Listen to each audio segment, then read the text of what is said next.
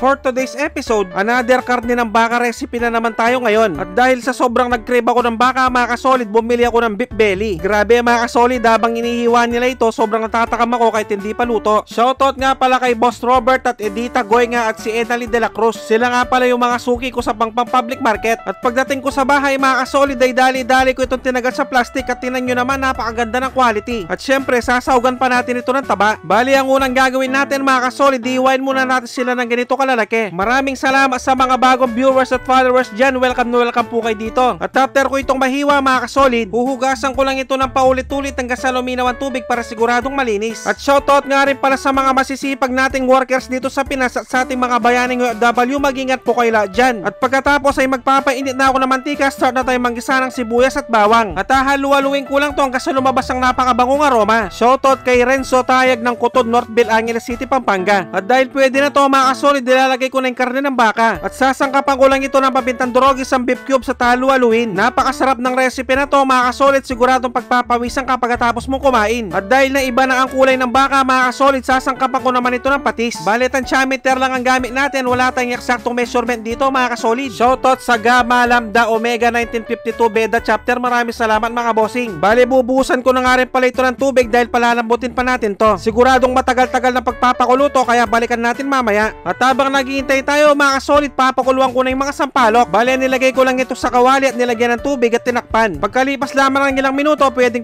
na to. Lulusawin ko lang ito mga kasolid hanggang sa lumabas ang katas. At siguradong may idea na kayo sa recipe na to mga kasolid, pwedeng paki-comment naman.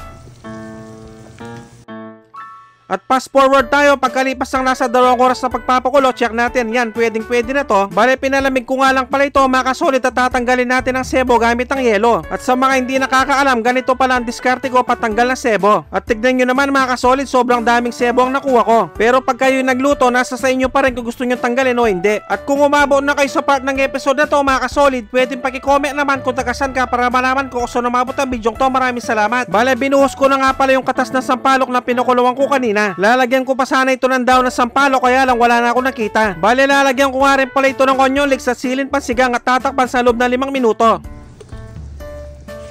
At dahil luto na ang aking napakasarap at napakasolid na sinampalukang baka, magpe-plating na tayo. Siguradong masisira na naman ang diet ko nito. At pag-rate naman 1 to 10 ang recipe natin ngayon mga kasolid, maraming salamat. At syempre, dito na tayo sa pinaka-exciting part, ang tikiman time, yun no? Kain po tayo mga kasolid.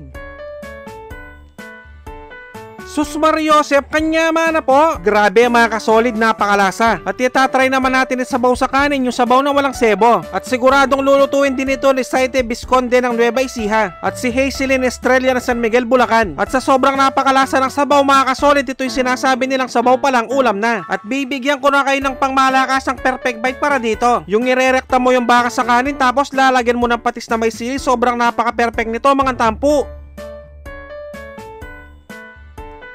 Taksya po, nakalasa ng kalasa. At kung tiyempong hating gabi nyo naman napanood to mga kasolid, mag-automatic pansit kanto na lang kayo mga bossing. Dapat yung spicy ha. At pag ganito talagang kinakain ko mga kasolid, hindi ko talaga mapigilang sumubo. At siguradong manguubos na naman ng isang kalderong kanin lamig to kung sakali. At siguradong naglalaway din ngayon ang mga masisipag nating mga tambay. At siguradong nakatutok din ngayon ang Magic 5 Fraternity ng Occidental Mindoro. At sobrang napakalambot ng baka, yun no? Maraming salamat sa mga walang sawang sumusuporta at sumusubaybay sa aking mga video. At sa mga walang sawang nagsishare, maraming salamat, napakasolid nyo. Sobrang na-appreciate namin kayo lahat. Magkita-kita ulit tayo next episode. Magluto na kayo ng napakasarap at napakasolid na sinampalukang baka. Siguradong lalabas ang pawis mo at mawawala ang hangover mo. At hindi na talaga ako nakapagpigil. Maraming salamat sa panonood. Mag-ingat ang lahat. Basta Kapampangan, manyaman!